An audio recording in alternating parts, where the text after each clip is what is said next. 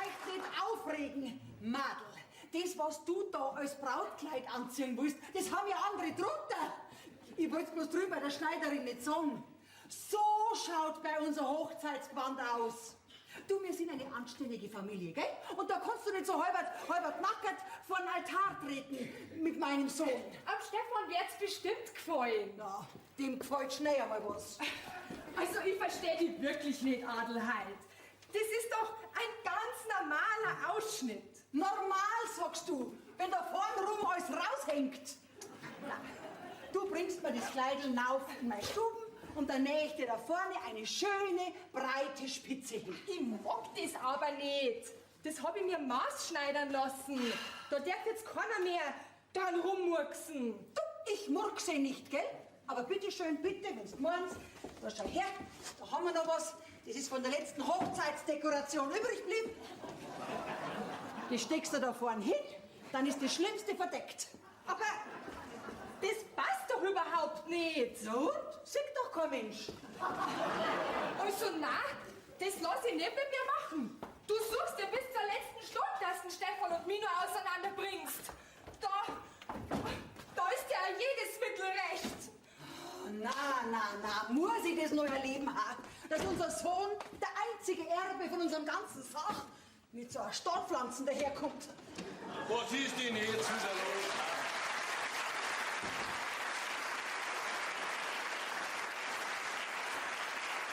Jetzt sitzt das arme Mädel draußen in der Kirche, warnt Rotz und Wasser und ist jetzt einen Tag vor der Hochzeit. Das arme Madel. Und von mir, da redet kein Mensch. Ja, du bist ja nicht arm. Jetzt geh weiter, Adelheid.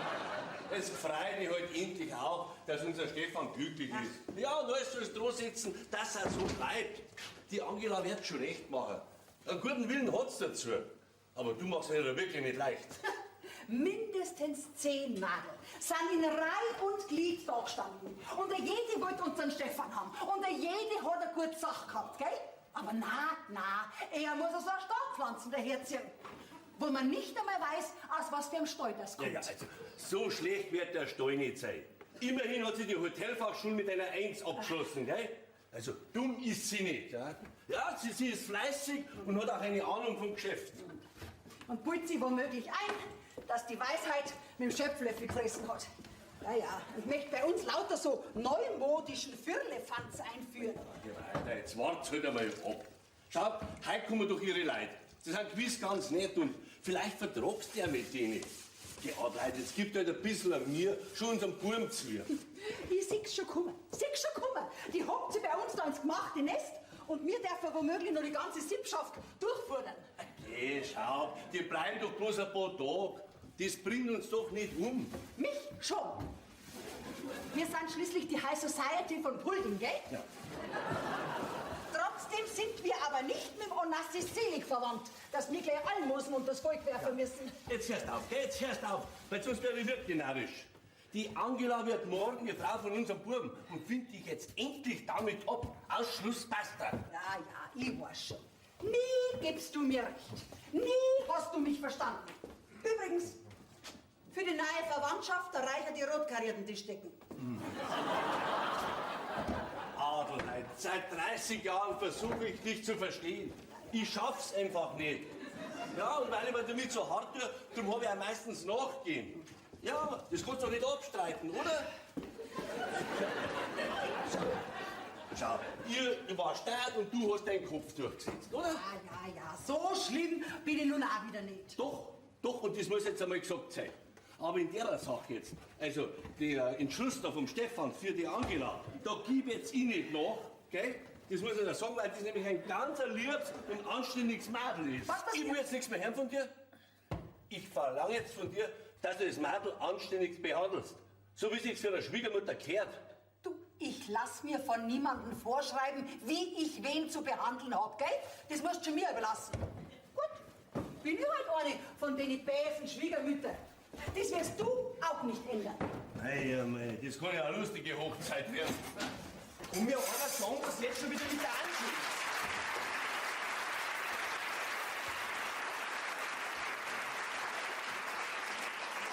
Frag deine Mutter, Ich geh. Halt. Du kannst gleich mal einen Tisch decken für die neue Verwandtschaft. Ein Schmarrn durch, gell? Mama, was ist denn schon wieder los? Ach, Bub, ich bin heute einfach nicht glücklich. Ja, das sollst du aber, Mama. Du, ich heirat doch morgen. Ja, das ist ja grad. Schau mal, Bub, siehst denn du nicht, dass das nicht gut gehen kann? Mama, jetzt sitzt du erst einmal her zu mir. Da bleibst, hab ich gesagt. Du, wir diskutieren das Thema jetzt schon seit Wochen. Ja, willst denn du wirklich so weitermachen? Weißt du eigentlich, was du genau gegen die Angie hast? Ja, sie passt einfach nicht zu uns daher. Wer sagt dir denn das? Mein Gefühl? Ah, dein Gefühl also. Ja, das ist allerdings ein Argument. Du willst doch, dass ich glücklich werde, oder nicht? Ja, Bub. Aber schau, mit einer von da warst doch mit Sicherheit auch glücklich worden. Ich mein, man weiß doch, wie die Madel aus der Großstadt sind. Ne? Leichtfertig, oberflächlich, rennen von einer Disco in die andere. Und wie es dort zugeht, das weiß man ja. Freilich, vor allem du weißt das, gell? Hey, du stürzt dich ja jedes Wochenende in den Dschungel der Großstadt. Also, man sieht sich nur im Fernsehen. Und dann weißt du überhaupt nicht, was deine Angela schon so alles erlebt hat, gell? Ich meine, du bist sicher nicht der Erste und nicht der Einzige, der wo... Naja, du weißt das schon. Die Angie ist auch nicht die erste und einzige, die ich... Naja, du weißt das schon. Bei einem Mannsbild ist das ganz was anderes, gell? Ach so. Ja, der muss seine Erfahrungen vor der Ehe sammeln. Da schau her, so ist es also. Das klingt jetzt aber ganz anders wie die Diskussionen, die du heute noch manchmal mit dem Papa hast, wenn du ihn ausquetscht, wie viel Madel er vor eurer Ehe schon gehabt hat. Das ist ja auch wieder ganz was anderes. Ich seh schon, Mama, du traust es genauso hin, wie es du brauchst. Du misst immer alles mit zweierlei Maßstäben. Aber ich sag das jetzt nur mal. Und das einen Tag vor meiner Hochzeit. Ich liebe die Angie über alles und ich möchte keine andere nicht. Und es liegt jetzt in deiner Hand, Mama, wie unser zukünftiges gemeinsames Leben da bei uns ausschaut. Ich mein, ich muss die Wirtschaft da nicht unbedingt übernehmen. Ja, für mich gibt's auch noch andere Möglichkeiten. Was möchtest du damit sagen? Ich sag nur, denk mal drüber nach. Ja, ich weiß schon. Du glaubst mir mal wieder nix. Du meinst jetzt, mit dieser Hochzeit bist du am Ende der Reise angelangt. Aber lass dir was sagen, Bub, jetzt geht's erst an. Ja, das brauchst du mir nicht erzählen, Mama. Ich erlebe es tagtäglich an dir und an Papa. Eigentlich ist die Ehe ja sowieso ein Verbrechen wider die Natur. Glaub mir's, Bub, so ein Trauschein, der hat schon mehr Paare auseinandergebracht, als wir die Sportschau. Ja, Mama! Ja, das sind ja direkt revolutionäre Gedanken, die du da hast. Für das hast du es aber lange ausgehalten mit dem Papa. Also komm, jetzt sei wieder friedlich. Ach, und noch was. Die Angie, die zieht das Brautkleid genauso an, wie es ist. Ja, aber da vorne rum... Ja, da sieht man nichts und da hängt ja nichts raus. Und das, was man sieht, ja, das darf ich da sehen. Und jetzt will ich nichts mehr hören. Aber Bub, diese Familie, diese Neureichs, wer weiß denn du, wer weiß denn überhaupt, wie die zu ihrem Geld gekommen sind? Ja, das ist mir wurscht. Und jetzt? Jetzt gibt's mir ein Bussel. Was? Das hast du schon lange nicht mehr wollen. Bis jetzt hast du immer dagegen gesträubt. Ja, aber jetzt will ich eins. Gehst du jetzt hinaus zur Angie? Gut, meinetwegen. Aber das wollte ich sagen, da. Heute Nacht schlaft ihr zwar nicht beieinander, gell? Na, Mama, wir heiraten morgen. Das ist mir wurscht, getrennt von Tisch und Bett. Noch seid ihr nicht verheiratet. Ja, da ist das letzte Wort noch nicht geredet. Bei mir schon. Basta.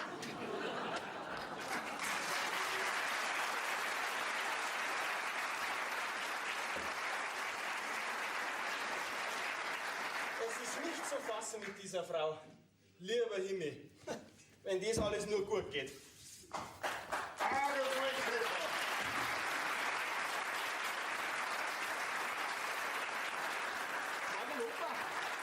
Du, wann ist jetzt eigentlich die Hochzeit? Morgen, Opa. Ja, gut, morgen. Was du heiratst, möchte ich wissen. Morgen, Opa. Oh, hast du schon wieder vergessen? Hältst du mich für deppert? Nein, ich frag bloß, weil im Saal drüben überhaupt noch nichts passiert ist. Keine Tischdecke, keine Dekoration. Ich sehe überhaupt nichts von irgendeiner Vorbereitung. Weißt du, Opa, die Mama meint vielleicht, wenn sie das Ganze nur lang genug hinauszögert, dann kann da was passieren, dass die Hochzeit vielleicht nicht stattfindet. Das habe ich schon lange gemerkt, ja. Du, ich glaube, sie mag die Angie nicht so recht, hä? Nein, das glaube ich nicht. Ach, ich weiß ja auch nicht. Opa, magst du ein kleines Bier? Immer. Und Bub, gib die Hoffnung nicht auf. Die Angie ist genau die Richtige für dich. Womit sich wieder mal beweist, dass nur wir Männer den richtigen Blick haben für Frauen. Papi ist ja der gleichen Meinung. Ja, eben. Und die störrische Mutter, die werden wir uns schon auch noch ziehen. War ja gelacht. Aber du, Stefan, du bist da schon 100%ig sicher. Ja, weil, weißt du, ein ganzes Leben lang, das ist lang, sehr lang. Da kann viel passieren. Freilich bin ich mir sicher, Opa. Weißt ja, ich weiß nicht, wie ich das erklären soll. Naja, du wirst es ja selber nur wissen. Ja, man treibt sich so lang rum und probiert aus und umeinander, bis man merkt, dass das Ganze einfach keinen Spaß mehr macht. Ja, und dann wollen wir zur Ruhe kommen. Und ich glaube, dazu sind Hochzeiten da. Ja, und Beerdigungen. Das ist ja ein netter Vergleich. Wieso? Da kommst du auch zur Ruhe. Ich meine, wenn du derjenige bist, der wo, verstehst schon? Aber eins musst du merken, Stefan, deine Tage als Frauenheld, quasi als Platzhirsch, die sind dann vorbei. Ja, bei mir sind auch diese wunderschönen Zeiten auch schon längst Vergangenheit. Na, ich sag dir, bei mir da sind die Mädels Schlange gestanden. Ja, schon gut, Opa. Du, die Geschichte hast du uns schon oft genug erzählt. Das tut aber immer wieder gut. Naja, vorbei ist vorbei. Ich werde in meinem restlichen Leben wohl nichts mehr Interessantes und Aufregendes erleben. In puncto Frauen, meine ich. Jetzt hörst du aber auf. Du, ich erinnere mich noch an einige Stückel, die du dir sogar während der Ehe mit der Oma noch geleistet hast. Ja, der erinnert mich schon auch noch. Und gern auch noch. Aber weißt du, Stefan, wenn man mal so lang mit der gleichen Frau verheiratet ist, wie sie mit deiner Oma war, dann gehört man ins Museum. Aber nichtsdestotrotz, reiß dich zusammen, weil es heißt nicht umsonst, bis dass der Tod euch scheidet. Und deine Mutter, die werden wir mal demnächst vorknüpfen und dir die Leviten lesen. Obwohl es nicht viel nutzen wird, weil seit dem Herannahen des schönen Tages läuft die umeinander mit einem direkten Gefrierschankblick. Oh, Stefan, ich muss unbedingt mit dir reden. Das ist... Ich weiß schon, Schneckerl. Ach, Stefan, bin ich froh, dass ich dich hab. Ja, nachdem das zu mir keiner sagt, drucke mich jetzt. Du, deine besten Zeiten sind da vorbei, hast du gesagt. Du gehst doch nicht frech werden. Was das euch schmecken.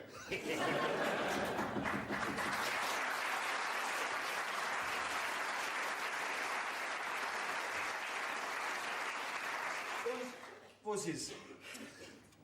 Ich glaub, deine Mama, die mag mich einfach nicht. Na, Angie, das stimmt nicht. Ich glaube, sie wird einfach nicht damit fertig, dass ich mir das erste Mal in meinem Leben gegen ihren Willen entscheide. Und da hätte ich schon viel früher damit anfangen sollen. Ob ich das alles schaff, Stefan? Wir schaffen das gemeinsam. Ja, und erst sehen, wenn erst das erste Enkelkind einmal da ist. Naja, wie glücklich die Mama dann ist. Das wird aber noch ein bisschen dauern. Naja, auch wenn ich nicht ihre Traumbesetzung als Schwiegertochter bin, da beiß ich mich schon durch. Da bin ich mir sicher, Angie. Und stell dir vor, jetzt darf ich mein Brautkleid sogar so anziehen, wie es ist. Obwohl ja vorne rum alles raushängt. Hast du da was gesagt? Ich? Geh, was haben wir denn da dazu? Angela, ich glaube, deine Familie kommt. Was? Oh, ja, die sind's! Mama und der Papa! Guck, Stefan! Halt, nur nicht gleich so überschwänglich. Das siehst du noch früh genug. Jetzt machen wir bitte schon keine Vorschriften mehr. Ja, ich sag ja bloß. Ach du liebe Zeit. Endlich sind wir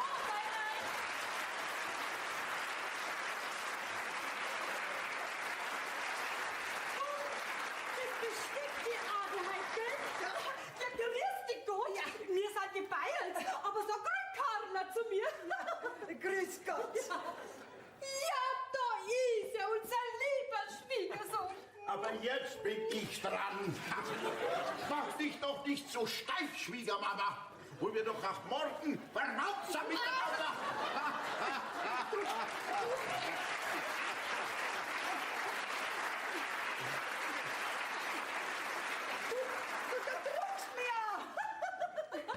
Ja, so ist er, mein Eugen. Immer stürmisch. Mein Stefan, schön, dass die Mama und der Papa jetzt da sind, gell? Ja, freilich sind wir zur Stelle, wenn unser Sonnenschein heiratet. Gell? Jesus, Mama. Schaut es nur an, die zwei. Sind sie nicht ein schönes Paar? Mein liebes, kleines Mädel. Jetzt eine Braut. Na, Wahrheit, was sagst du? Kriegt dein Sohn nicht eine schöne Frau? Ja, passt schon.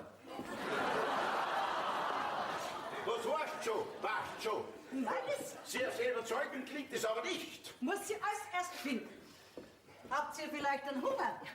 Ja, und ob? Wir sind ja schon Stunden unterwegs, ohne was Warmes im Bauch. Warum? Gibt doch nur Wirtshäuser unterwegs. Also, auf der Autobahn an diesen Raststättenfraß. Da hat der Backi lädt. Ja. Und die Wirtshäuser da auf dem Land, ja, die sind ja so teuer, gell, Eugen? Leid's das denen vielleicht nicht? Jetzt sitzt euch doch einmal nieder. Ja. Die Mama, die bringt gleich was zum Essen. Ist denn überhaupt der Papa? Ja, freilich wollen wir die neue Verwandtschaft gleich komplett kennenlernen, gell? Ja. Ich suche ihn gleich, gell? Der hat euch bestimmt noch nicht gesehen. Jetzt sitzt euch doch nieder. Deine Mutter lacht nicht gern. Freilich. Aber im Moment ist halt ein bisschen überfordert mit der Hochzeit. Wir hätten die Hochzeit ja gern bei uns ausgerichtet, gell, Kind? Aber das wollt ja ihr nicht. Mein Kind, wie geht's dir denn so einen Tag vor dem schönsten Tag deines Lebens? Gefällt's dir da auf Land? Verstehst du dich schon mit deiner zukünftigen Schwiegermutter? Ist ein Göttlicher. Frau, wann merkst du dir denn das endlich, dass man immer eine Frage nach der anderen stellt und nicht gleich 10 auf einmal? Ja, red doch du mir nicht dauernd dazwischen. Mein Kind versteht mich schon, gell? Freilich, Mama. Mir geht's gut, ich bin sehr glücklich und mit der Schwiegermutter, da verstehe ich mich auch. Hab ich jetzt irgendwas in der Reihenfolge durcheinander gebracht? Kannst immer noch nicht fassen. Meine Tochter, mein Sonnenschein. Ist so gut, Papa. Stefan, hey, du ja gut auf sie aufpassen. Und behandle sie gut und behutsam. Hör ich da behutsam? So behutsam, wie du mich immer behandelt hast, gell? Da kann ich nur sagen, armes Kind. Ach, Mama, Papa, ihr tät's mir so gut. Na, zum Guttun, da hast du jetzt deinen zukünftigen Gatten. Also wir mischen uns dann immer rein. Das kriegen wir zwar schon hin. Gell, Ansi? Aber sagt's mal, ihr habt's mir doch versprochen, dass ihr die Oma mitbringt. Ja, wo ist denn? Ja, freilich, Kind. Gell, wir haben doch die Oma dabei. Ja, wo ist denn? Eugen, vielleicht steht er draußen im Hof und traut sich nicht rein. Ja, da sind sie ja. Grüß Gott, und herzlich willkommen im grünen Frosch. Ich bin der Vater vom Bräutigam, gell? Grüß dich nachher. Ich bin der Eugen. Und ich bin der Feind. Und das ist wohl die Frau Gemahlin, ha? Grüß Gott. Freut mich, dass ich die Eltern unserer Braut einmal kennenlerne. Ja, mich freut's arg. Ganz arg sogar. Ja, bevor schon Dann gehört. schafft's nein. Man mag's nicht glauben, wo richtige Männer überall Muskeln haben. Paul, ich hab das schon gehört. Ja. Also, Schäm dich. was ist? Wollen wir jetzt was trinken zur Begrüßung? Ha? Ja, das wollen wir schon lang. Gell? Aber uns fragt keiner. Schon unterwegs. Gut. So, freilich. Okay. Bitte. So, dann jetzt sind. Danke. Zum Wohl allerseits. Also, ich würde vorschlagen, wir trinken auf die Braut. Ja, auf das Brautpaar. Aber sagt's mal, wo ist denn jetzt die Oma? Na, wo ist denn das Weibert schon wieder? Dauernd muss man die suchen. Was eine Oma hat sie auch dabei. Da passt schon. Ich bin der Steffel Opa. Ja, und das ist bestimmt die Schwester von der Angie, hä? Sie Schmeichler! Hast du das gehört, Eugen? Er hält mich für die Schwester meiner Tochter. Geht. Der sieht doch nicht mehr so gut.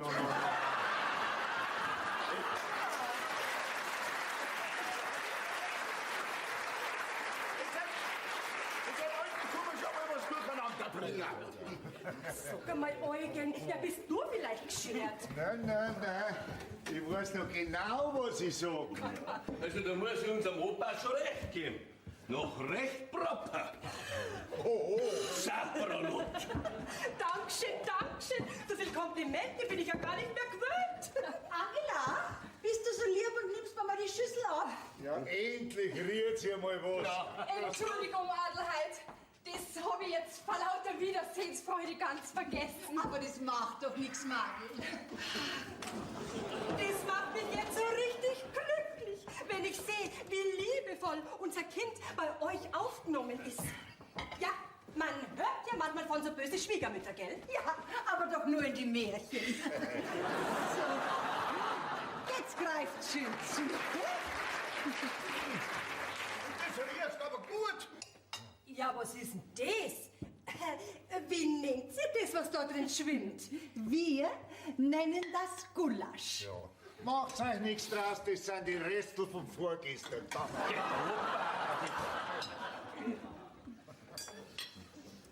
Sagt mal, wie ist das mit eurer Oma? Wo habt's denn die? Ha? Ich mein, die müssen ja eigentlich mein Jahrgang sein, nicht? Das darf mich verbrennend interessieren. Was? Eine Oma habt ihr auch noch dabei? Ja, freilich. Wir sind noch nicht alle. Und morgen kommen noch die anderen. So, jetzt bitte. Also, ich hab jetzt keine Ruhe mehr. Ich schau mal hinaus, wo die Oma bleibt. Angie, ich schau mit. Aber bleibst doch da, das Essen wird noch kalt. Die werden schon noch kommen. So, also, meine Lieben, Ja. jetzt wünsche ich euch Ja. einen guten Appetit. Ach ja, die Kinder. Die machen doch nicht mehr das, was wir ihnen anschaffen. Ah, das Gulasch schmeckt ja gut. Ein bisschen anders, als ich gewöhnt bin. Aber gut. Dann bin ich schon froh. Das hätte mich jetzt schon arg belastet. Ach ja, die Liebe. Eines Tages streift sie uns ganz unversehens. Ja, wie der Mumps. Hey, Opa, jetzt sei doch nicht so unromantisch. Da sind wir Frauen halt dann doch anders veranlagt. Ich meine, irgendwie romantischer. Gell, Adelheid? Ich nicht.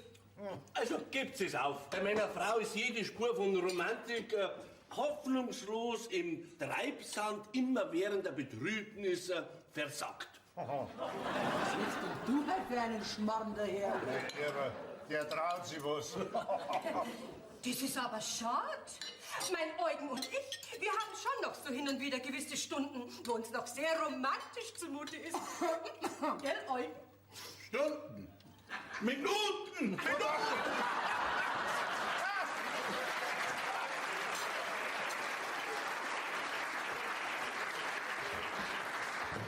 Besser wie gar nichts. Ich war schon mit Minuten zufrieden. Jetzt hörst doch einmal auf mit dieser blöden Umeinanderrederei. Interessiert doch keinen Menschen. Ja, also mich schon.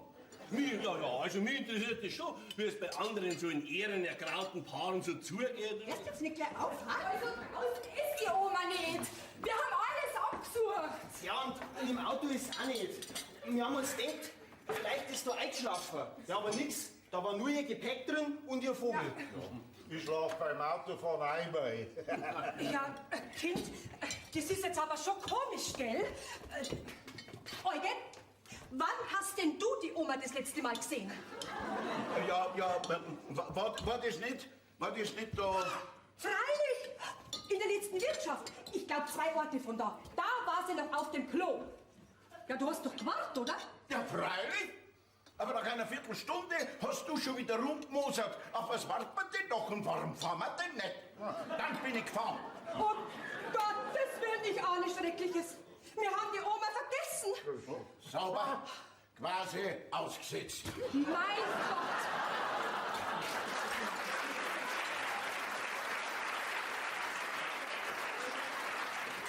Ihr habt die Oma einfach vergessen. Ja, was glaubt's, wie die jetzt Angst hat?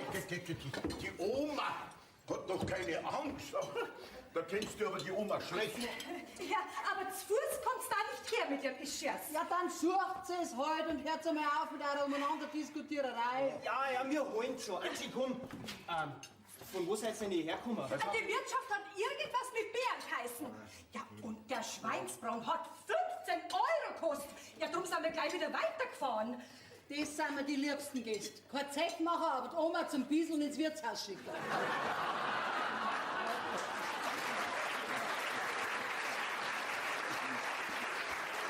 Also, das ist in Bären, das weiß ich schon. Angie, fahren wir. Also, du bist, das ist schon ein dicker Hund. Die Oma einfach vergessen. Ich mein, ihr habt euch ja auch schon einiges geleistet mit mir. Aber vergessen habt's mich noch nie. Ja, das ist jetzt schon peinlich, gell? Nicht, dass ihr glaubt, wir mögen unsere Oma nicht. Aber wir waren halt so aufgeregt, bis wir daherkommen. Gell, Eugen? Wenn du mich auch immer so hetzen musst, Frau. Freilich, jetzt bin ich wieder schuld. Du hast doch auch nicht mehr an die Oma gedacht. Sonst wärst du ja nicht gefahren, oder? Mal eine Frage. Sind nachher Oma noch beieinander? Ich meine, rentiert es sich schon, dass man es noch holt.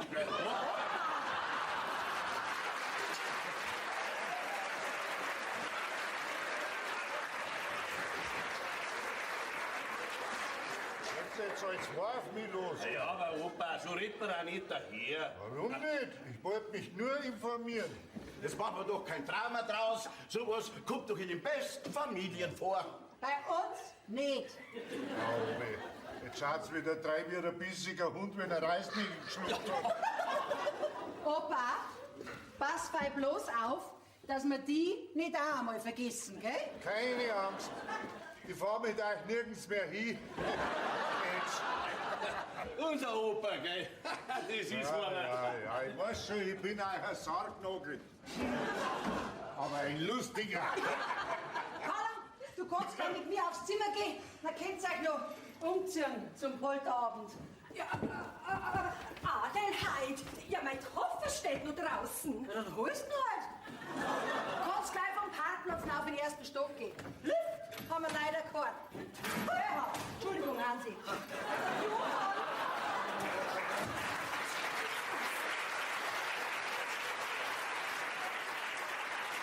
Ja, sag einmal. Kommentiert die immer so manant? Nicht immer, aber immer öfter. So, und ich werde jetzt einmal schauen, was da für eine Oma kommt. Vielleicht weiß er noch was für meinen 4. Frühling. Der Opa ist ein ganz so lustiger, ha? Ja. Manchmal ein bisschen anstrengend. Ja, weil was soll man da sagen? Ja, nix. Aber Eugen, jetzt sitzt man allein da, gell? Wir zwei verlassene Väter. Ja, uns fällt's auch nicht leicht, dass unsere Tochter heiratet. Ja, und bei uns ist halt der einzige Bub, gell? Magst du noch ein Bier? Ja, ein Pfiff bitte schön noch. Aber deine Frau, die beißt schwer dran. Ja, weißt, Frauen haben halt in solchen Angelegenheiten ihre eigenen Vorstellungen. Ja, ist euch vielleicht unsere Tochter nicht recht? Nein, um Gottes Willen. Nein. Ich kann mir keine liebere und keine bessere nicht vorstellen, aber weißt du, Eugen, ich bin halt kein Mann der großen Worte. Ich komme nicht dazu. Oh mein Gott, sei mir nicht böse, aber das ist nicht zum Übersehen. Ja, aber macht da nichts draus. Dafür kriegt die meine ihre Waffe den ganzen Tag nicht zu. Aber böse ist die nicht.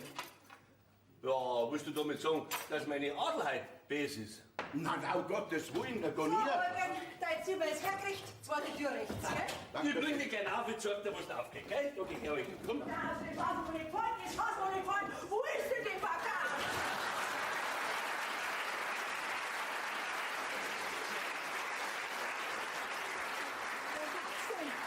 Das ist gar nicht zusammen verkaufen. Die Oma gefällt mir. Oma, jetzt schimpf doch nicht so. Sei froh, dass du da bist bei uns. Ha, freilich bin ich froh, aber einen Wut habe ich trotzdem. Wer sind Sie eigentlich? Das ist meine Mutter, die Adelheid. Ach so, ja. Ja, dann, grüß Gott. Ich bin die Rosi Meier, die Oma. Und mich haben's vergessen. Ja, das habe ich schon gehört. Ja, diese Kinder, gell? Sie! Sag's bloß nichts über meine Kinder. Sie sind also die Mutter vom Bräutigam. Ja. Naja. Was heißt dann, naja? Passt denn vielleicht was nicht? Das ist doch nicht raus. Jetzt ist mir erst einmal ganz komisch im Bauch. Ach, was, ein Tee? War nicht schlecht. Ach, ein Tee wollen's. Wollen's vielleicht einen Pfefferminztee? Fencheltee? Apfeltee? Ja, Pfui-Teufel! Na, eigentlich nix davon. Ja, für Sie passt das sowieso bloß eine Sorten. Brennnessel.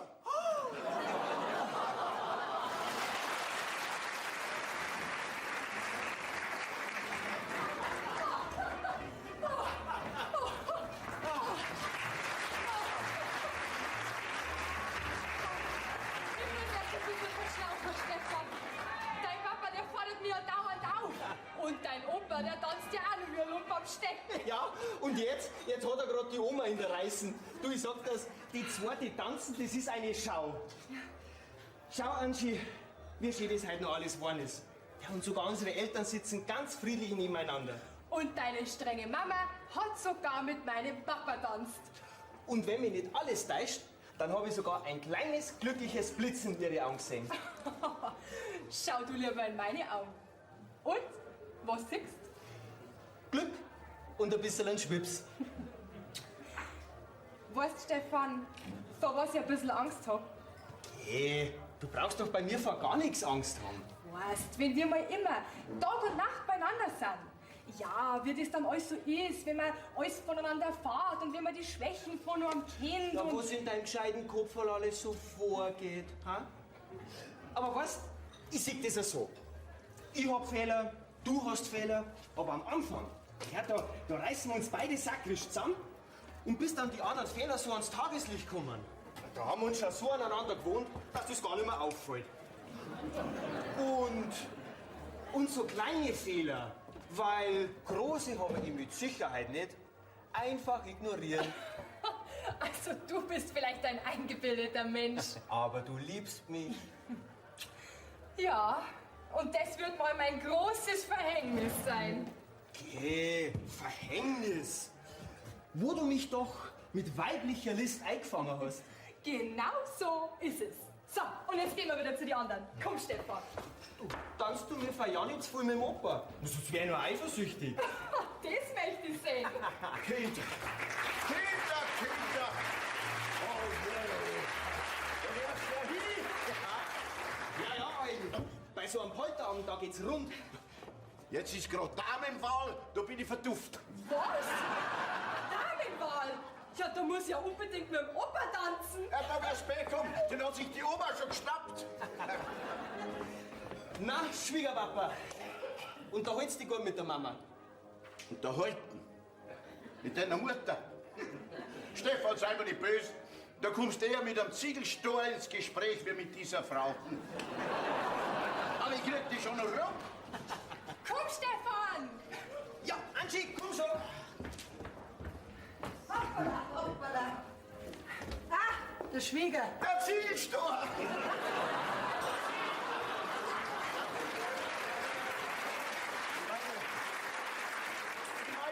Dieses Haus ist ganz massiv aus Ziegelsteinen gebaut. Wie baut's mir eure Häuser? Aus Sand? Na, beste Bausubstanz. Gell? So quasi für die Ewigkeit. Aber da muss man schon was dazu tun, dass so ein alter Besitz über Generationen erhalten bleibt. Da kann man nicht die feine Madame spielen und einfach die Hände in den Schoß legen. Jetzt kommt's doch endlich einmal wieder raus. Und die bauen den Opa ab, der blickt mir sonst unter die Erden. Mit seiner narischen Duro-Propserei.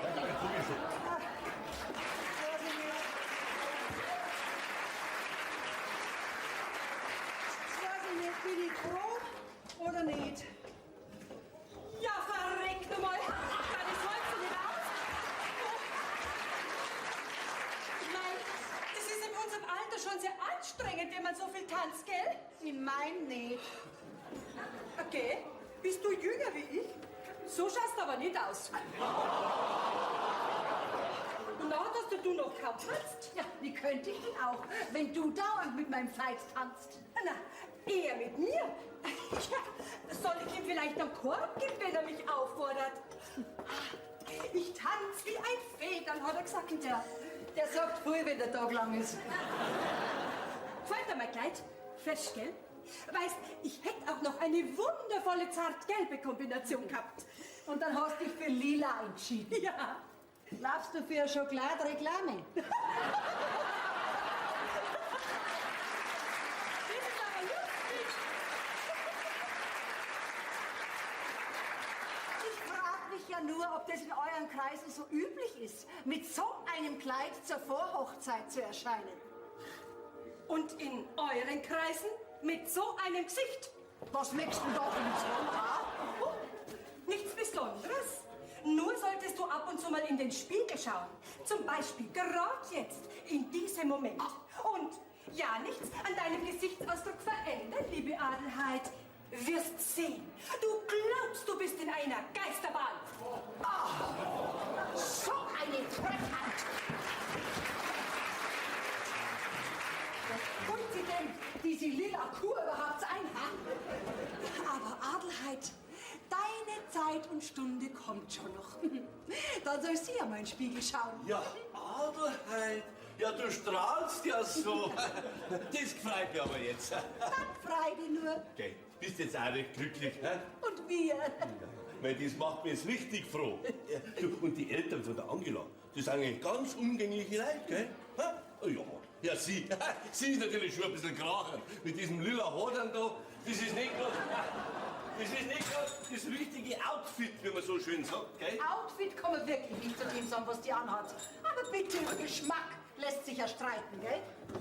Dir scheint's ja zum Gefallen, weil es dauernd bei dir tanzt. Adelheid, ja, du wärst doch nicht eifersüchtig sein. Du, das freut mich aber jetzt. Nein. Ich hab nur die verwandtschaftlichen Vertiefungen wollte ich ein bisschen festigen. Verstehst du das? Kann ja nicht schaden, gell? Aber komm, jetzt tanzen wir zwei einmal. Was? Ja. Wir haben doch schon ewig nicht mehr miteinander tanzt. Und ein Puzzle hast du auch schon lange keins mehr gegeben. Hm? Was spielst jetzt du? Nein, überhaupt nicht. Ja, das mach ich einmal. Moralischer Gipfel, du glaubst das? Jagt er wie durchs ganze Haus. Glaubst das? So alt und dabei nur Flausen im Kopf.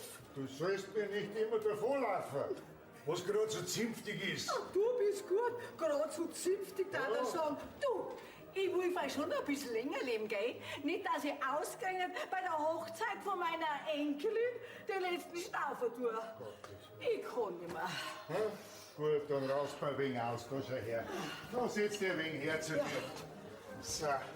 Ei. Und, wie gefällt's dir noch bei uns? Das ist noch nicht raus.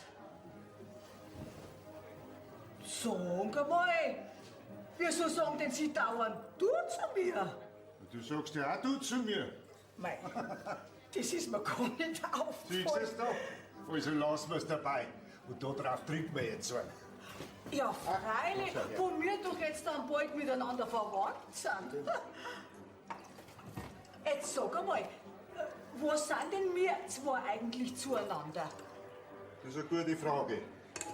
Also meine Nichte bist du nicht.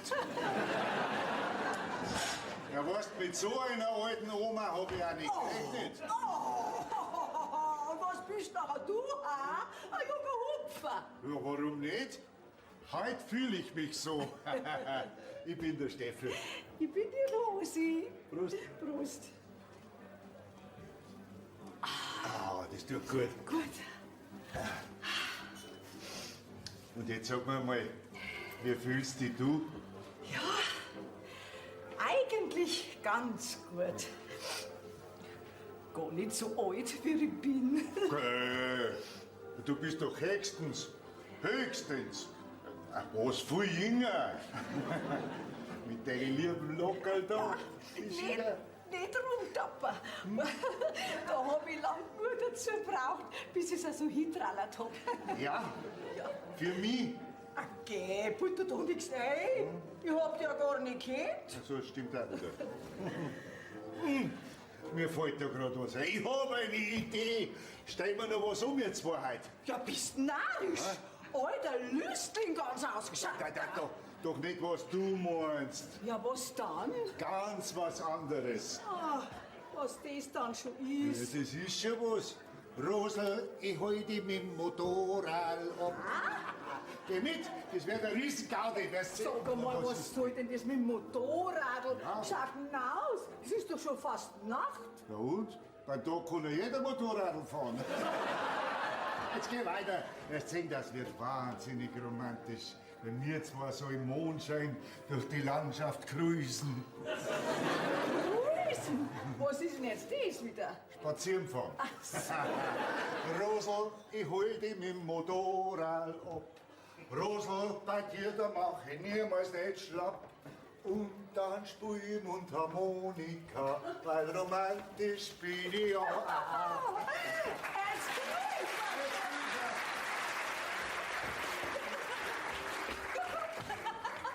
Geh, was redest du denn davon, wo wir gerade so schön tanzt haben miteinander? Eugen, ich kann nicht mehr. Jetzt lass mich halt erst einmal verschnaufen.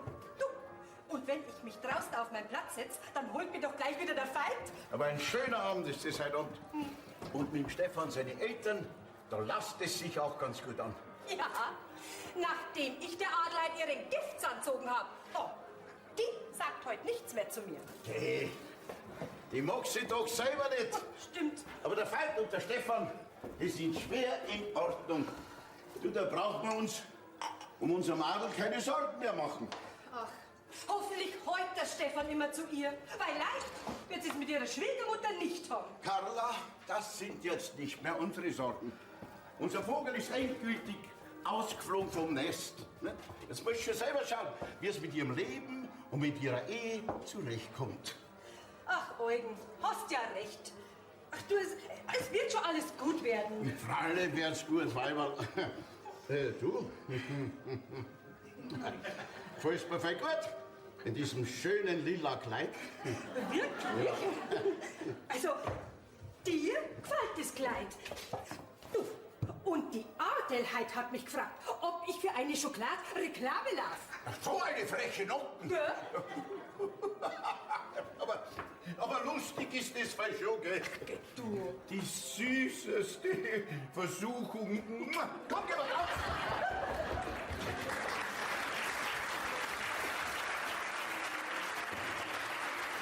Aber Mama, hast du die Rene eingeladen? Ich? Wie kam ich denn dazu? Ja, warum ist denn dann da? Hey, die Reni wird halt erfahren haben, dass du heute einen Junggesellenabschied feierst und da wird die halt noch mal singen wollen. Die verzeih mir doch nix. Ja, die Rene, die kommt doch nicht einfach so dahergeschneit. Ja, dann frag's halt selber und lass mir meinen Frieden. Ja, was mache ich denn jetzt? Zeiten. So Saublätzoberer. Stefan, was ist denn das für ein Madel, das da vorher gekommen ist? Ja, das hat meine Mama gerade gesagt. Das ist die Reni, die habe ich früher einmal gekannt. Ach so. Und deswegen lässt du sie zu unserem Polterabend ein. Angie, ich hab sie nicht eingeladen. Ja, die muss das irgendwie erfahren haben. Du, aber das ist ja auch vollkommen wurscht. Du, wir kennen uns schon so lang. Und sehr gut, nehme ich an. Ja, nein. Nein, wir haben schon im Sandkasten miteinander gespielt. Also, das ist wirklich eine ganz alte Freundschaft. So. Eine Freundschaft. Was vielleicht nicht auch mal Liebe? Ja, das war's vielleicht auch irgendwann mal. Aber da brauchst du wirklich überhaupt nichts denken. Das ist schon so lange her und bedeutet mir weniger wie nichts. Das darfst du mir schon glauben. Freilich, glaube ich dir. Ich hab mich halt bloß ein bisschen gewundert. Ja, jetzt reden wir doch nicht über so unwichtige Sachen. Weißt du was? Du gehst jetzt wieder zu den Gästen über. Ich muss nämlich schauen, wo der Opa schon wieder steckt. Du, die Oma ist auch schon wieder verschwunden. Also Stefan, ich schau jetzt wieder raus zu unseren Gästen. Ja, da bist ja, Stefan.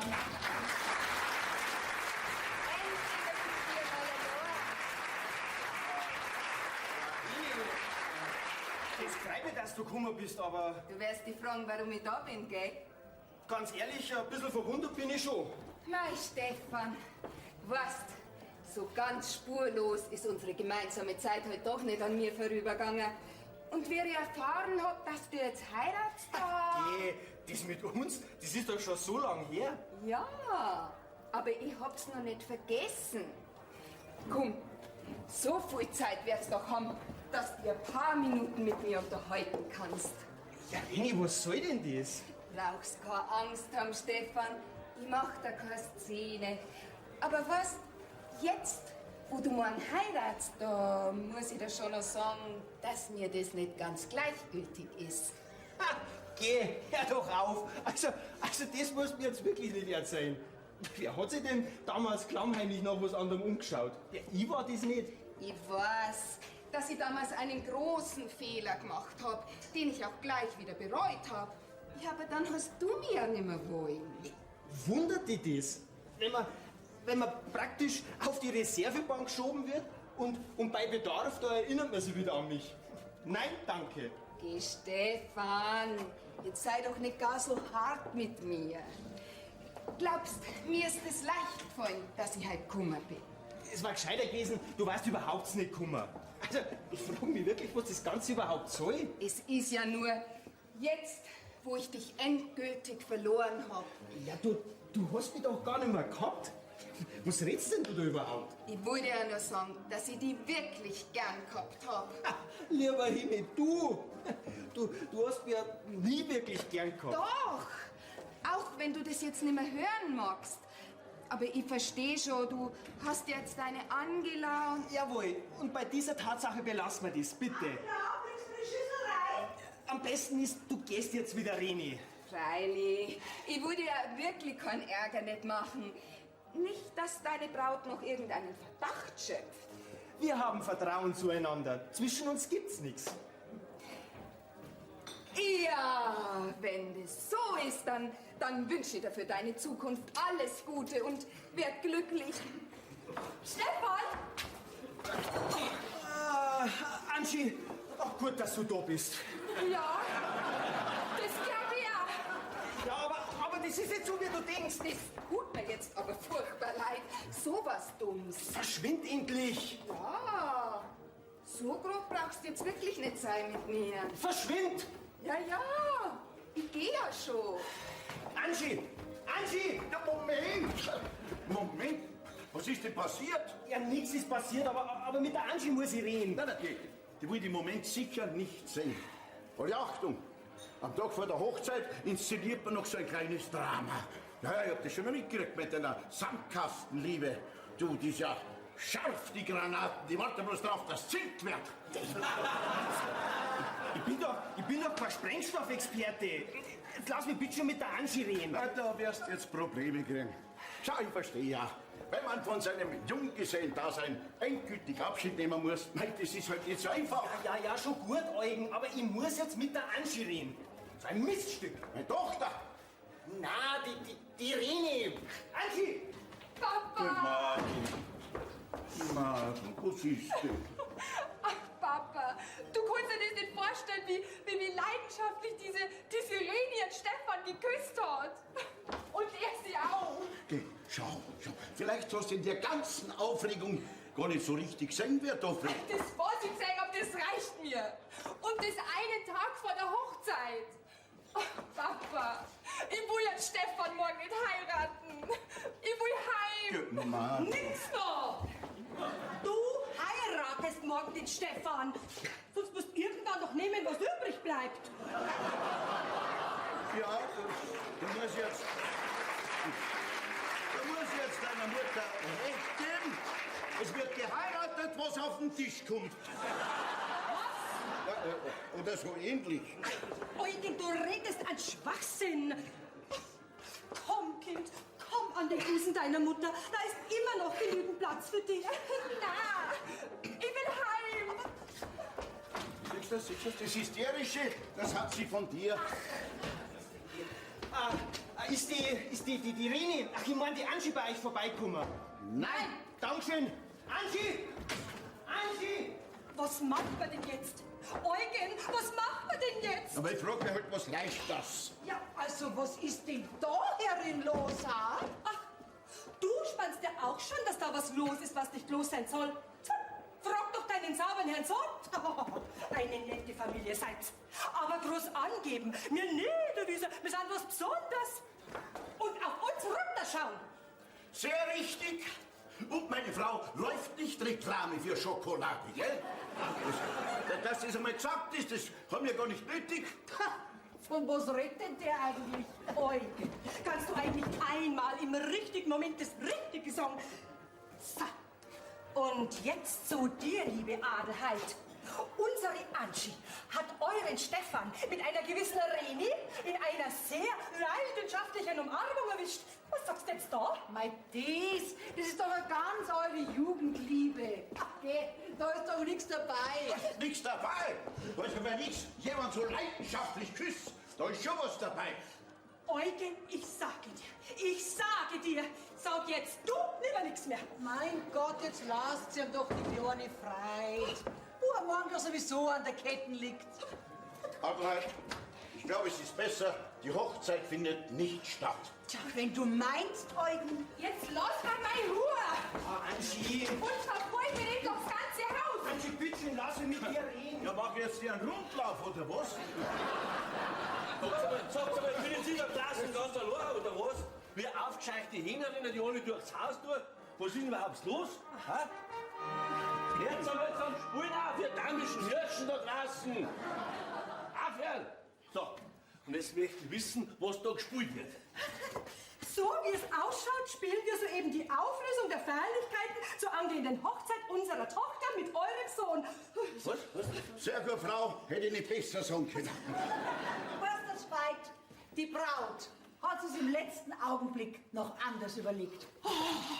Eugen, halt mich fest, weil sonst habt ihr gesagt, Rom und Brücke die Gurke zu. Veit, glaubt es, unsere Tochter ist unschuldig. Euer Stefan, den wir wirklich gern als unseren Schwiegersohn gesehen hätten, er hat mit einer anderen posiert. Und das hat unsere Angie das Herz gebrochen. Komm, Eugen, suchen wir unser Kind und dann reißen wir sofort ab. Was ist das? Nur schön ruhig bleiben, nichts überstürzen, gell? Also macht's von mir aus, was soll's. Aber gebt's mir rechtzeitig Bescheid, gell? Weil dann muss ja die Hochzeit morgen abgesagt werden. Was? Nein, am Pfarrer muss mir ja Bescheid geben. Das ist ja wohl das Mindeste. Was? Also, ich verstehe kein Wort. Ich gehe jetzt sofort hacken. Was ist denn überhaupt los da? Veit, ich bin ein Mensch, der sowas nicht unbedingt überbewertet. Weil aber Braut sieht das halt mit anderen Augen, verstehst du? Nein, das verstehe ich nicht. Aber kannst du mir jetzt vielleicht erklären, was da vorgefallen ist? Veit, das Rimmer Bier und Bitchen regt dich nicht auf. Ja, das ist leichter gesagt wie du. Du bist gut. Ja, also, Ja, aus dem ganzen Geschrei von den Weiberleuten habe ich noch mitgekriegt, dass da eine alte Freundin von deinem Sohn auftaucht ist und dass es da zu gewissen Intimitäten gekommen sein soll, die vor der Ehe nicht mehr angebracht sind. So, wie es mir jetzt verstanden hast. geh doch mit bei Stefan. Ja, wenn ich das sag, mein Mann liegt nicht. Hast du gesehen, wie es benannt ist? Veit, schaut nicht gut aus. Was? Du sag einmal, Eugen, hat das Madel vielleicht Reni geheißen? Ja, ich glaube schon.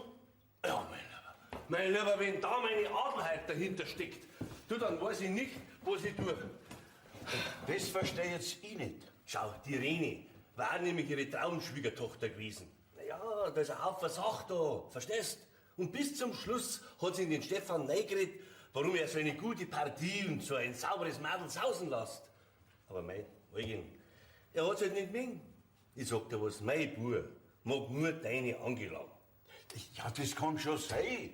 Geh weiter, trink mal einen Schluck, dann kommt uns vielleicht die rettende Idee, dass wir das Schlimmste verhindern können. Meine Weibchen sind ja schon beim Packen. Ja, die musst du unbedingt aufhalten. Ja. Sag einmal, wo wollen die überhaupt noch hin? Schon spät in der Nacht. Ja, genau. Ja, und die Oma müssen es auch mitnehmen. Und die ist gar nicht da.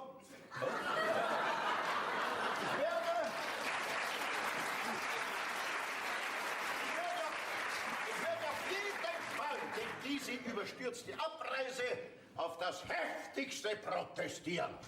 Protestieren? Meinst du, es hat einen Wert? Geh. Eugen, wir sind soweit. Wir fahren.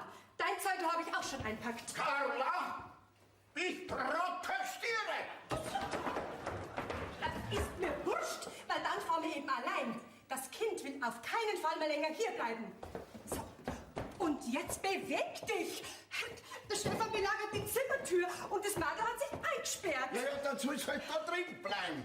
Und wir bleiben da. Also Carla, nichts wird so heiß gegessen, wie es gekocht wird. Jetzt schlaft halt doch nur eine Nacht drüber. Morgen klärt sich alles auf. Zu einem noch größeren Donnerwetter. Danke, kein Bedarf. Unser Kind will nach dieser Schmach keine Nacht mehr länger in dem Haus ihrer großen Demütigung verbringen. Er verrät nicht so knapp daher. So, wir bleiben da. Und damit basta. Außerdem findet man die Oma nicht. Dann lassen wir es da und wir sind dann wieder.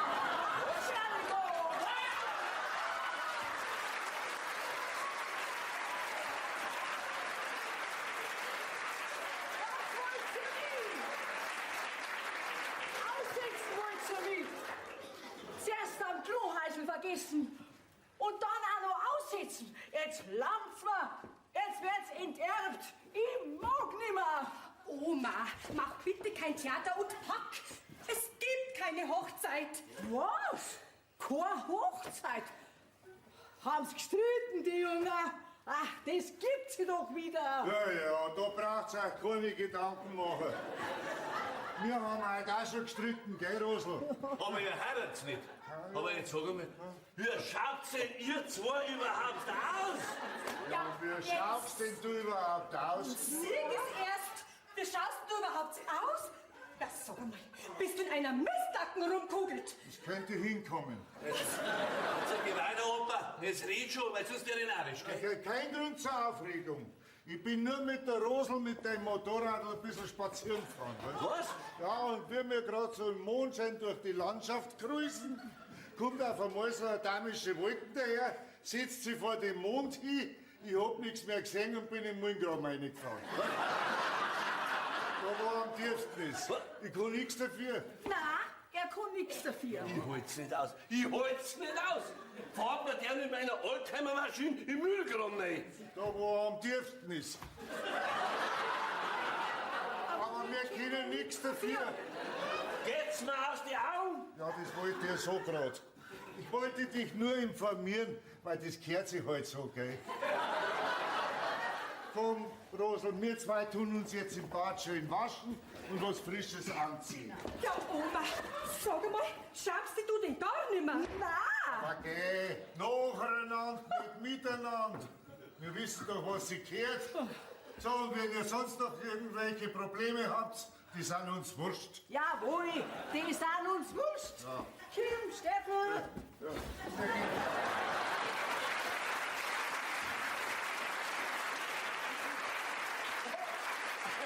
Jetzt weiß ich nicht, soll man da lachen? Ja, oder vor lauter Worte winken auf, gell? Na, aber pass auf. Passt auf. Wisst ihr, was wir jetzt machen? Was auch immer. Bitte schön schnell. Ich möchte nicht noch länger da rumstehen. Wir verschwinden jetzt alle von da und lassen meine liebenswerte Adelheid da herin ganz allein hocken. Ha? Das Ich verstehe jetzt nicht. Ja, das macht auch gar nichts. Wir müssen jetzt nur schauen, dass wir möglichst schnell und möglichst leise das Haus da verlassen, ohne dass sie was spannt. Ja, wir fahren ins übernächste Dorf und bleiben in der Nacht einmal im Bären über Nacht. Versteht? Und morgen findet sie dann alles. Ah, da wo die Oma beim Biesel auf der Toilette war. Ja. Aber euer Oma und den Opa, den lasst man da. Ja, meine liebe Adelheid soll ihre helle Freude an die jetzt vorhaben, gell? Ich sag gleich mal Stefan Bescheid. Also, auf geht's, hinaus da. Aber leise, gell? Ja, was ist denn da schon wieder für eine Versammlung? Kann jetzt ich in dem Haus endlich einmal meine Ruhe haben, ha? Deine Ruhe, die kannst du jetzt haben, weil die Hochzeit geht ja wohl den Bach runter. Und jetzt hast du endlich deinen Grund zum Feiern. Für dich ganz allein. Auf geht's, mach was! Ganz allein?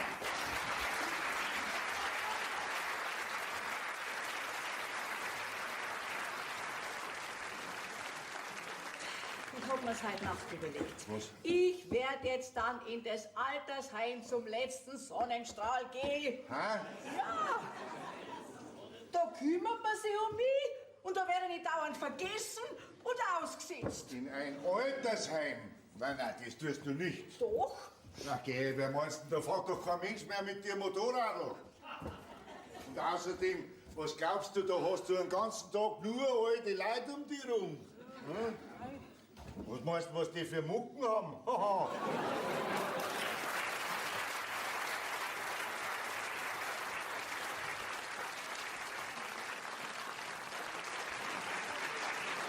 Der eine sappert da und der schlürft, der dritte taucht ein. Das kannst du dir nicht vorstellen, wie es da zugeht. Kann ich schon, seit ich die kenne. Aber es müssen erst einmal meine Leute wieder einmal da sein. Ja. Du, die sind schon gut. Die hauen einfach alle ab, gell? Also eine komische Heiraterei ist das heutzutage. Ich weiß auch nicht. Ich hab halt damals einmal Ja gesagt und dabei ist blieben. Ja. Obwohl es nicht immer leicht war. Wem sagst du das? Ach ja. Ach ja.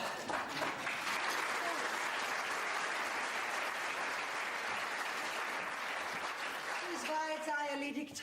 Das war jetzt vielleicht eine unangenehme Situation beim Pfarrer. Wie man da steht als Mutter. So eine Schande. Ja, so eine Schande. Aber die Jungen machen es leicht, gell? Einfach alles hinschmeißen und ohne eine Erklärung verschwinden. Und mich in dem ganzen Schlamassel allein lassen. Jetzt fang ich noch gleich morgen an. Mach dir nichts draus, Adelheid. Du hast ja noch uns. Ja, weil das schon ein Trost ist. Was habt denn ihr zwei eigentlich noch da herin umeinander, ha? Ja, wir können auch draußen umeinander hocken, wenn dir das lieber ist. Red doch nicht so dumm daher. Und? Habt ihr jetzt lang genug Zeit gehabt, dass ihr über die böse Adelheid lästert? Über die? Nein, über so unwichtige Sachen haben wir nicht geredet.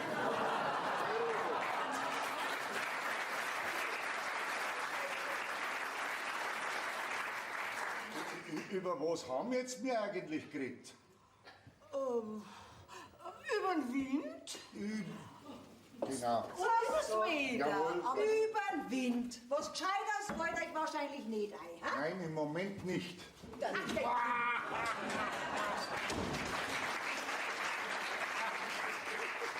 Jetzt glaube ich, was Narren Das macht nichts. Weißt, wenn ich die an meiner Seite hab, traue ich gleich viel mehr als wir allein.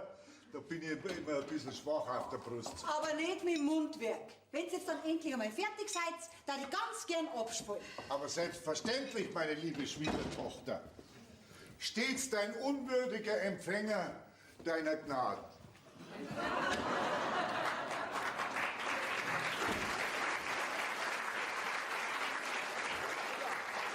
Und schon wieder bin ich vergessen. Was tun jetzt sie eigentlich noch da?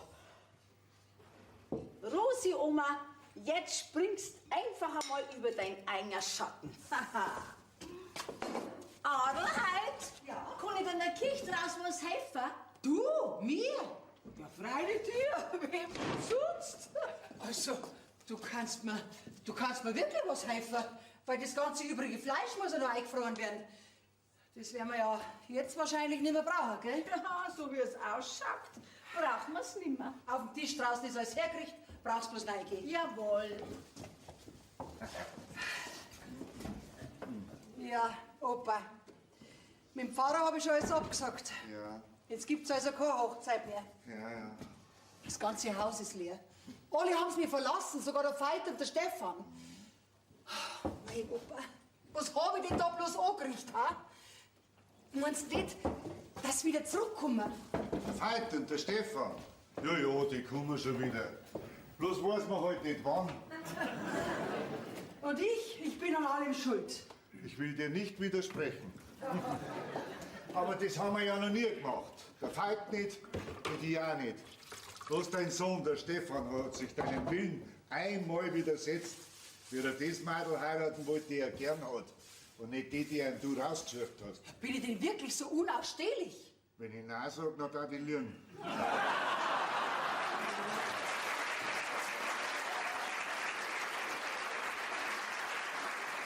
Und wenn ich Ja sage, dann kriege ich wieder einen Ärger. Also sage ich lieber nichts. Ich weiß doch selber nicht, warum ich manchmal so barsch bin. Wenn du das schon nicht weißt, dann kann das auch niemand sagen. Weißt, ich hab ja im Grunde genommen nichts gegen die Angela. Ja, Freilich. Das kann man leicht sagen, wenn es nicht mehr da ist. Meinst du nicht, dass sie sich noch mal anders überlegt und doch wieder zurückkommt? Ich darf nicht mehr kommen. Und wenn sie nicht mehr kommt, dann hast du den Stefan auch verloren. Oh mein, oh mein, oh mein, was mach ich denn bloß? Sag mir halt du, was ich machen soll, Opa. Was du fragst mich, was du tun sollst? Ja, dass ich sowas noch erleben darf. Das macht ich nicht so einfach, da brauche ich einen Schnaps. Magst du auch einen? Ja, bitteschön. Mein Bildschirm sagt's auch noch zu mir, einem vollkommen überflüssigen alten Tater, sagt's das. Mein, ist das ein schöner Tag heute. Trotz allem. Weißt du, ich darf ja alles gern wieder gut machen, wieder rückgängig machen, wenn's noch alle wieder da waren. Also Adelheid sei mir nicht besser, aber das kann ich dir nicht glauben. Weil dazu habe ich dich schon zu lang anders erlebt. Die heutige Nacht, die war so schlimm. Was tat ich denn so ganz allein? Und nur mit mir. Ich kann das schon sagen. Du musst der Wäsche ausschauen und ich damit. Die Familie ist doch eigentlich das Wichtigste, was man hat im Leben, oder? Eine späte Erkenntnis. Prost. Prost. So, Opa, und jetzt sag mal bitte, wo die alle sind. Ich halte das einfach nicht mehr aus. Adelheid, ich schwöre dir, dass ich keine Ahnung hab. Weil wir die Rosl und ich zurückgekommen sind von unserer Waschung nach dem Motorradunfall, da waren sie alle schon fort. Die haben genauso dumm geschaut wie du. Da bleibt uns wohl nichts anderes übrig, als dass wir abwarten. Magst du wieder ein bisschen zu uns nachsetzen in die Küche? Ja, gern, wenn sich da noch was Essbares findet. Iss so viel, wie du magst. Und den Rest, den frieren wir halt dann in Gottes Namen ein. Aber geh, ich bin doch bei dir, dann kannst du alles nach und nach wieder auftauen.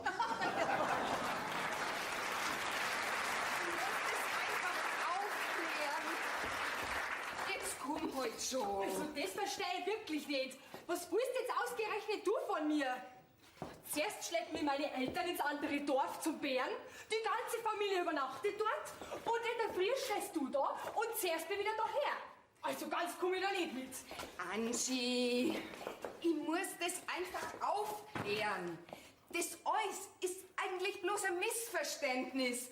Und ich möchte da nicht den Sündenbock machen. Das sagst ausgerechnet du, wo du an allem schuld bist. Pass auf. Das, was du gestern gesehen hast.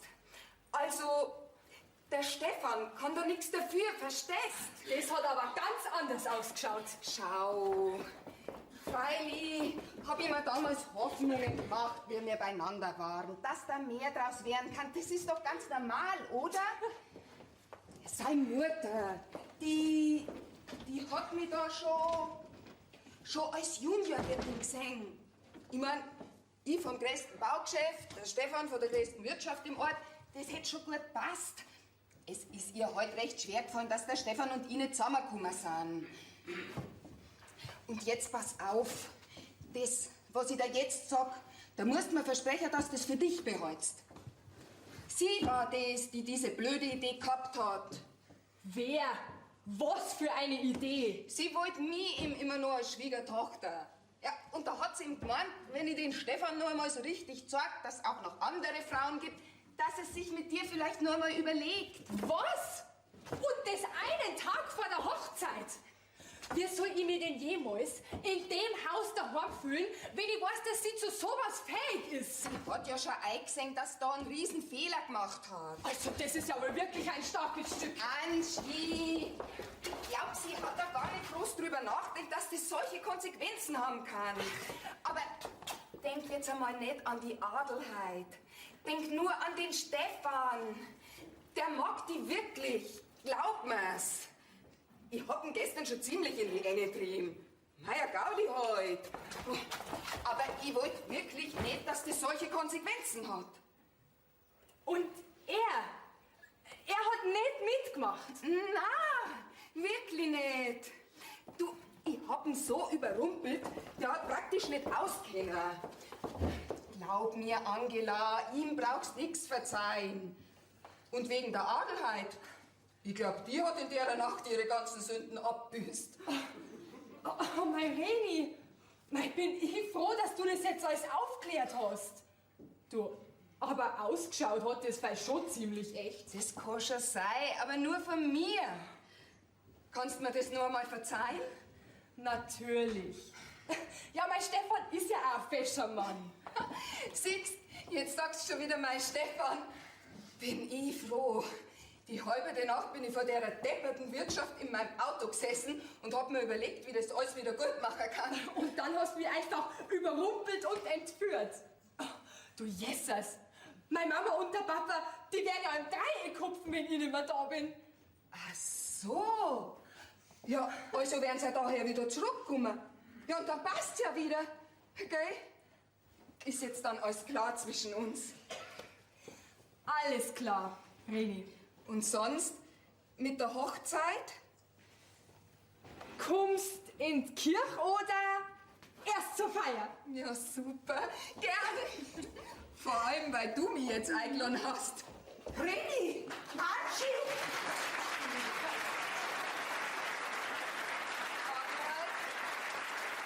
Sag jetzt bitte nicht das Falsche. Für euch. Angela, du bist wieder da? War ich nicht. Aber die Reni hat mich wieder zurückgebracht. Die Reni? Hat sie... Ich mein, weißt du... Ah, dann ist alles aus. Warst du schon beim Pfarrer und hast die Hochzeit abgesagt? Tja, dann musst du wohl dabei bleiben. Der Bräutigam ist ja auch nicht da. Der Bräutigam? Ja, noch ist der Stefan ja wohl der Bräutigam, oder nicht? Ja, möchtest du damit sagen, dass... Ich weiß ja überhaupt nicht, was ich sagen soll. Mein Madel, der will dich umarmen. Ich bin ja so froh. Du ahnst ja gar nicht, wie froh und erleichtert, dass ich bin. Ich weiß doch selber nicht, was für ein Teufel das mich geritten hat, dass ich nicht gleich gespannt habe, was für ein braves und was für ein liebes Madel du bist. Kannst du mir denn noch einmal verzeihen, dass ich euch zwei Beine auseinandergebracht hätte? Ach geh, was soll man denn jetzt da noch drüber reden, wenn doch alles zum guten End geführt hat?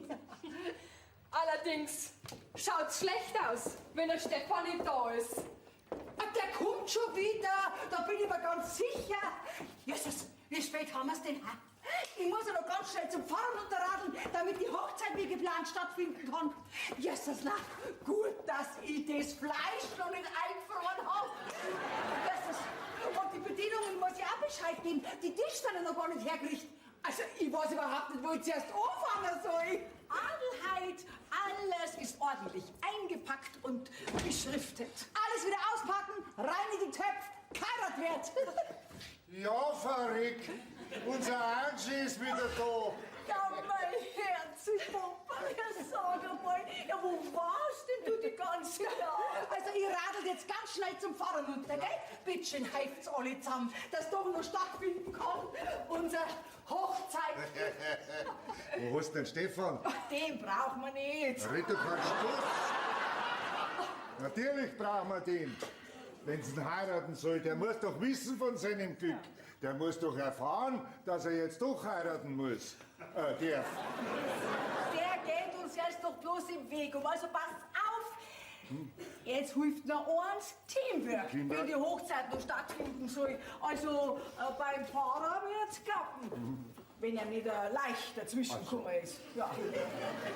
Steffi, und du gehst mit mir wieder in die Küche und wir packen wieder alles aus, so wie es die Chefin gesagt hat. Jawohl. Hast du das gehört? Deine Oma, die kommandiert schon umeinander, wenn es da reingehört hat. Anders können wir's doch gar nicht. Ja, wart noch ab, bis wir wirklich verwandt sind. Oh. Anscheinend, solange dein Bräutigam noch abgängig ist, kannst du doch vielleicht schon drüben im großen Saal aufdecken. Das Geschirr, glaube ich, ist schon zusammengekriegt. Freilich mache ich das. Also euch zwei, kann man wirklich so lassen, wie ihr seid? Das wissen wir, weil wir haben uns gesucht und gefunden. Also, gesucht hab ich die nicht. Aber nachdem ich die schon gefunden hab, machen wir das Beste draus.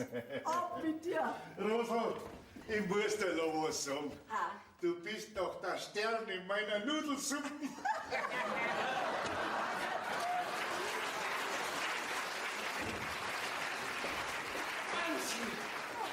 Bin ich froh, dass du wieder da bist. Oh, Stefan, Du, das gestern, dieses... du brauchst mir nichts mehr erklären. Die Reni hat mir alles gebeichtet. Ja, aber du musst mir glauben... Ich weiß doch, Stefan. Ja, aber... Du kannst wirklich nichts dafür. Du verzeihst mir also. Ich hab mir gedacht, ich brauch dir nichts verzeihen. Stimmt. Dann verzeihst du mir also nicht. Ja, ich mein, du musst mir nicht verzeihen, weil schließlich bin ich ja unschuldig wie der Osterlamperl. Moment einmal, woher weißt du eigentlich, dass ich unschuldig bin? Die Reni hat mich hergefahren. Und Was, die Rini? sie hat mir alles gebeichtet. Aber sei mir bitte nicht bess, wenn ich dir das jetzt nicht alles erzähle. Du hast Geheimnisse vor mir? Ja, aber nur das eine Mal. Versprochen. Ich weiß auf jeden Fall, dass das eine Attacke von der Reni auf deine Unschuld war und dass du dich tapfer geschlagen hast, mein Held. Stefan, du musst unbedingt helfen. Mama hat vom Radl aber geschmissen, die liegt am Kirchberg drunten. Oh mein. Wenn wir das Radlfahren nicht können, dann sollen wir es halt lassen. Ja. Anschi, schau, dass da alles läuft. Ich bin gleich wieder da. Auf geht's. Kind, wo warst denn du? Du kannst doch nicht einfach verschwinden, ohne uns was zu sagen. Wir haben dich überall gesucht, Ja. bis uns der Wirt gesagt hat, dass du mit der Reni weggefahren bist. Jetzt beruhigt euch wieder, ist alles in Ordnung. Du wirst doch nicht so dumm sein und diesem untreuen Menschen gleich wieder verzeihen. Du, wenn der dich jetzt schon betrügt, dann möchte ich nicht wissen, was denn da noch alles auf dich zukommt. Frau, jetzt halt endlich die Luft an. Ja, willst du vielleicht der Anschi den Stefan wieder ausreden? Ha? Die ganze Nacht hältst du mir die Ohren voll. So ein Unglück und keine Hochzeit. Und ob der Stefan so ein idealer Schwiegersohn ist. Und sie sollte ihm heute verzeihen, weil er besserer läuft nicht rum. Ja, und jetzt sind sie wieder belangt. Und jetzt bitte schön, halt endlich die Klappen. Eugen, sag mal, wie redst denn du mit mir? Entschuldige, Carla, aber mir reicht's. Und jetzt lass mich das einmal machen. Anschi, willst du deinen Stefan wieder, das heißt immer noch heiraten? Ja, Papa. Und will er dich auch wieder, das heißt endgültig zum Traualtar führen? Ja, Papa. Und wirst du ihm und er dir die Treue halten, bis dass der Tod euch scheidet? Ja, Papa. Schäblät.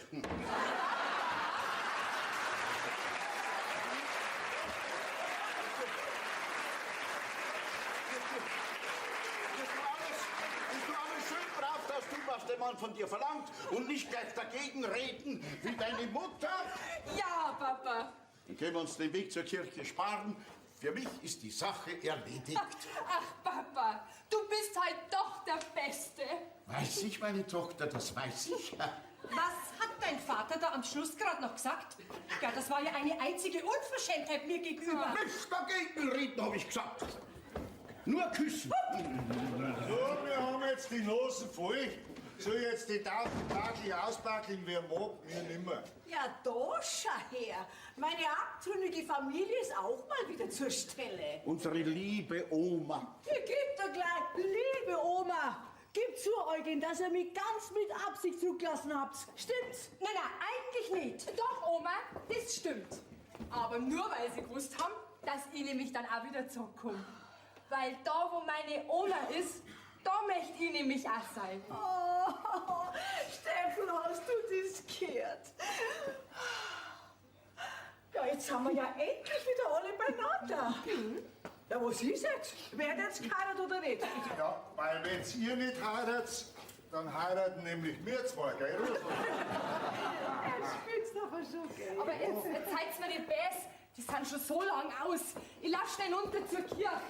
Die Adelheid, die hat sie vom Radl runtergehauen. Ja, hoffentlich auf Goschen.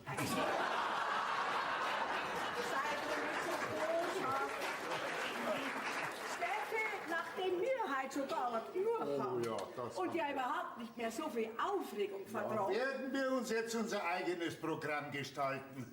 Aber keine Angst, bis zu den Feierlichkeiten sind wir wieder zur Stelle. Jawohl. Du, Carla. Sag einmal, fällt dir denn gar nichts auf?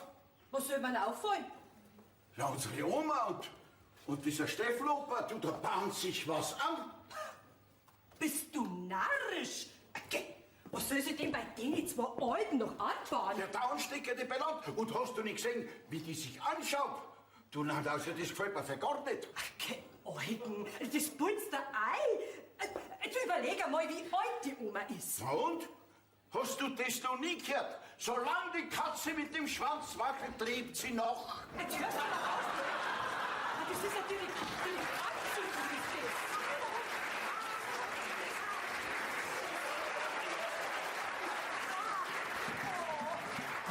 Das tut vielleicht weh. Komm, Stefan, wir holen schnell was zum Verbinden. Ja. Das ist bestimmt nur eine Zerrung am Gelenk. Ja, deswegen tut's aber auch weh. Ach, ihr seid ja auch wieder da, Gott sei Dank. Wir haben ja nicht gewusst, ob das recht ist, wenn wir wieder kommen, nach dem, was gestern passiert ist. Ja, und nachdem gestern unschöne Worte zwischen uns gefallen sind. Ja, aber die Hauptsache ist doch, dass ihr wieder da seid, gell? Bitteschön, reden wir lieber davon. Au, könnt mir den noch einmal verzeihen? Schwamm drüber. Also stellt euch vor, ich hab den Pfarrer noch vor meinem Sturz erwischt. Und die Hochzeit kann wie geplant stattfinden. Er hat nur gefragt, heiraten wir bei euch auf Raten? Jesus, in 2 Stunden, da muss die Hochzeit sein und ich kann nicht laufen.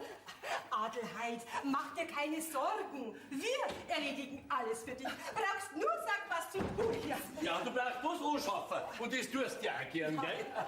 Jetzt muss ich noch, aber in Zukunft wird sich manches ändern.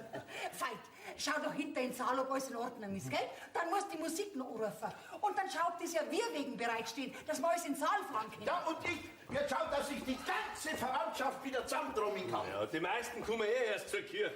Und die wissen dann auch gar nicht, dass diese Hochzeit eigentlich auf Raten stattgefunden hat, gell? Ja, aber ganz was Wichtiges muss noch geklärt werden, Adelheid. Wie kommst denn du in dein neues, schönes Kleid, ne? Ja, anziehen tu es halt. Den Arm habe ich mir ja nicht gebrochen. Ja, das nicht. Aber da kannst du bloß auch vor dem Fuß stehen. Ja, wie der Storch im Salat. Ja, genau. Und dann fällst du um und benötigst ganz dringend meine Hilfe.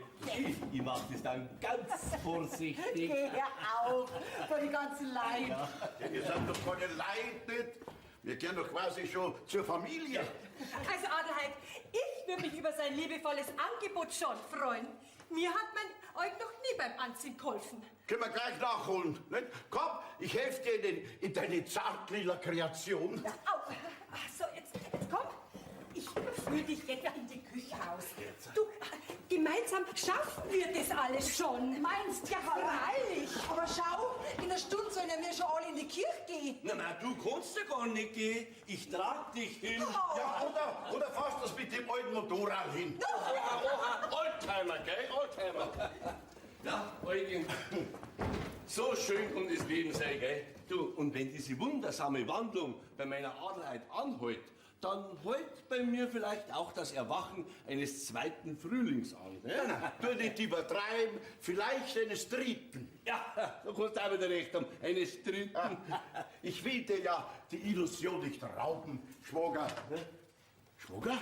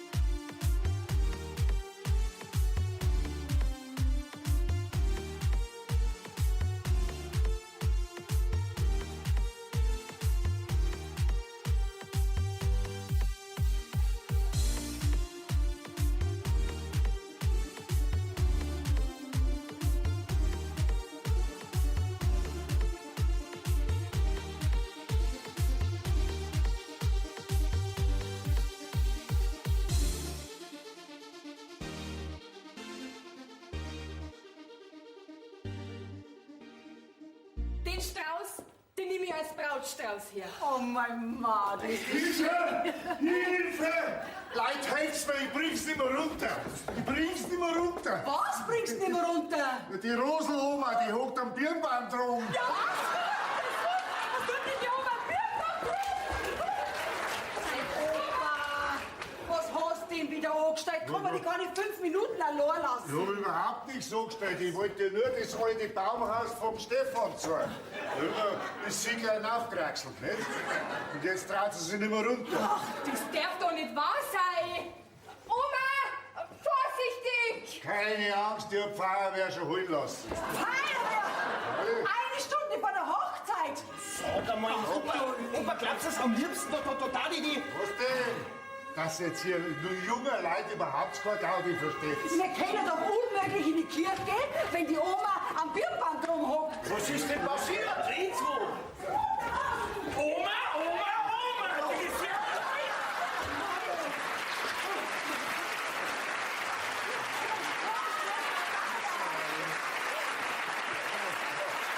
Nichts mehr zahlen, die war selber runtergekommen. Sind wir da nicht ein bisschen zu alt dafür, hä? Was?